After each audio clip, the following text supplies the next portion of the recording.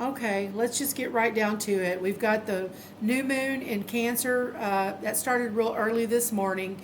And I have to say that I could feel it because that Cancer new moon with the Cancer sun and Cancer Mercury retrograde, for the last 2 weeks, I've been feeling pretty darn energized and just kind of nostalgic and feeling young and vibrant. And as soon as that new moon hit Cancer, it was like somebody pulled the plug on a beautiful warm bubble bath that I was in, really enjoying myself, and all of a sudden it's all going down the drain, and I'm having to like face reality. So I don't know about you, but for the last 2 weeks I've been feeling a lot of energy from the just the planets and where they're at, and so it's kind of moved into a more somber feel right now, but that's okay, because sometimes life is up, life is down. Sometimes we have to get real. Sometimes we can go off into the the sunset, into la la land. I mean, it just depends. So life is a series of waves, and we just have to ride them. But I could really tell this morning, I felt a sense of somber energy kind of overtake me. And I knew it wasn't me personally. I knew it was the elements happening. So I got out the ephemeris and really wanted to see what the lineup was. And we do have Chiron has moved into Taurus, which it hasn't been in Taurus for 40 years. Okay, so that Chiron has moved into Taurus, and Chiron is usually when you look into someone's chart, Chiron is the star or the placement that rules the vulnerabilities, the attributes of hurt and pain in your natal chart, and what you may have to work on in your lifetime to overcome. So, it's moved into Taurus, which is about tangible things you can touch, the physical body. Chiron is moved into a physical sign, and Taurus is a fixed earth sign. So it's about physical, the things you can touch, things you can sense, smell, taste, the home, the things that are just tangible. And that is squared up against Jupiter and Leo. Now, those are both powerhouses. They're both fixed signs, but Jupiter is about, is the more expansive, is the planet of expansion, and it's in Leo. And Leo is about light and radiance and energy. So, those two are like kind of conflicting with each other because they're both powerhouses and they're both fixed signs. So you might find yourself feeling conflicted, and vulnerable in areas you might not have felt before. They're being highlighted. So if you've been sweeping all your vulnerabilities under the rug and trying to hide those things about yourself, you might not be able to hide it much longer because, Leo is the sun and it's highlighting and showing it, so you can't run from it. So whatever vulnerabilities and the things that you just don't want to look at, you've been avoiding, and now you're going to have to look at them. And that's okay, because the longer you put things off, the harder it gets when you do look at it. So you might as well just start looking at it. And now's the time.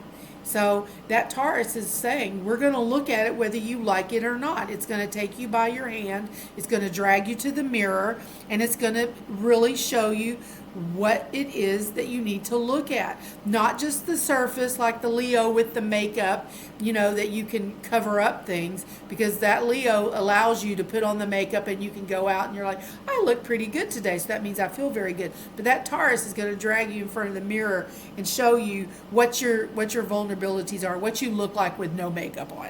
Okay? And you're just going to have to accept it, and then you can do something with that. Because once you embrace your vulnerabilities and the things that you don't like about yourself, you can actually do something about those things. And being vulnerable is actually a strength. It's not a negative.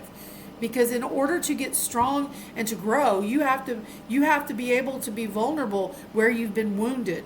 And that square right now of Chiron and Taurus paired up with going against the Jupiter and Leo, it's saying you cannot run from it anymore. You're gonna face it. And if you can face it, then life can change for you. And it might change in ways that you hadn't thought about because you've been too busy sweeping it all and keeping it hidden because you don't want to look at it. Well, you're going to have to look at it. It's just It's the way it is. Going to have to look at it, and then you can do something about it. And then life can start to change, and you can manifest in ways that you might not have been able to manifest before.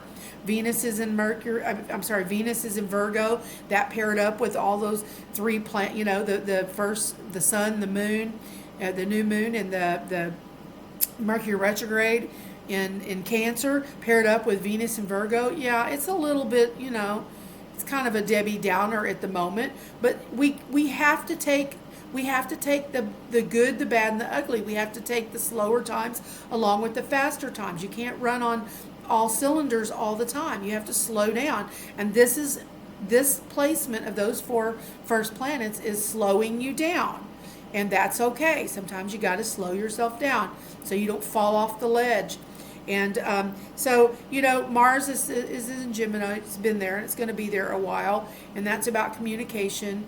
And, the communication right now is still pretty good, like it was in the last video that I talked about with the full moon, that Gemini, that Mars in Gemini, which is the planet of action, and allows for the communication of action. Mars is not the planet of communication. The sign of Gemini is communication, and it's in the planet. It's right now ruling over the planet Mars, which is about action. So that's still a very good placement. We got these things going for us, and Neptune still is still in Aries retrograde, which is kind of slowing down some of your desires and goals and outcomes. But that's okay, because then you can have time to really go over things again, because things will start to speed up. Everything's a cycle. It ebbs and flows, and that's with the moon. And with this new moon in Cancer, I felt very emptied this morning, and that's okay, because that means that now I'm going to make some space, emotional space, for some newer experiences. So that Cancer new moon with Cancer Mercury retrograde is kind of bringing all the old emotional baggage to the surface, so you can unload it, get rid of it, bury it in the backyard, whatever you need to do, burn it out, just get rid of it, and you can feel space. You'll have some space, and you can feel open to be able to put something new there, to plant some new emotional seeds that are better for you and for your family, for everyone that you're around. So that's not a bad thing. It's just kind of like uprooting all the old emotional baggage, and let's get it out once and for all. And with that Chiron squaring Jupiter, it's just not going to lay dormant anymore. It's going to have to come out. You're going to have to face it. And I have to face it just like you do.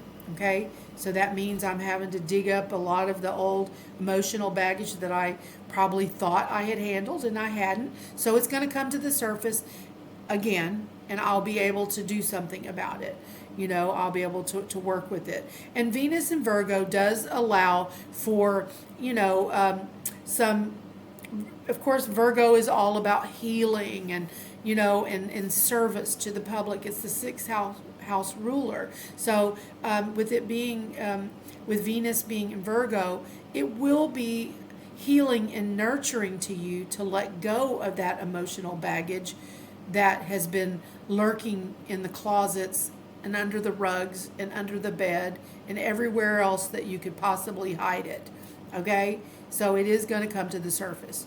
Jupiter and Leo squared up with Chiron and Taurus is just not going to allow it to stay hidden away. It's coming to the surface.